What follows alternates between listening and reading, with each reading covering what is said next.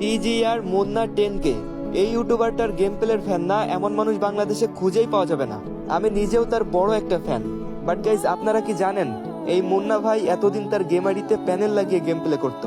আমাদের সাধারণ মানুষদের এতদিন মুন্না ভাই ধোকা দিয়েছে। তার গেম প্লেটা আমরা ফেয়ার ভাবলেও আসলে তিনি ফেয়ার প্লেয়ার ছিল না, তিনি ছিল প্যানেল ইউজার।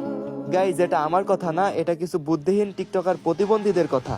ভিউজের জন্য তারা কই থেকে একটা ইউআইডি খুঁজে এনে ওই আইডি দেখিয়ে আমাদের মুন্না ভাইকে হ্যাকার প্রমাণ করার চেষ্টা করতেছে। এই যে দেখেন সেই আইডিটা, আসলে এটা কিন্তু মুন্না ভাইয়ের আইডি না। মুন্না ভাইয়ের ইউআইডিটা যদি আমি সার্চ করি তাহলে এই যে দেখেন এটা কিন্তু মুন্না ভাইয়ের আসল আইডি। আর তিনি কিন্তু একদম ফেয়ার প্লেয়ার। তার গেম প্লে স্কিল দেখলে প্যানেল ইউজার মনে হতে পারে, কিন্তু আসলে তার এই হ্যাকার লেভেলের গেম প্লে বানাইতে অনেক সময় লাগছে। যাই হোক গাইজ, এটাই মূল বিষয়। আপনারা ওই টিকটকার গুলার ভিডিও দেখে মুন্না ভাইকে আবার হ্যাকার ভাইবেন না।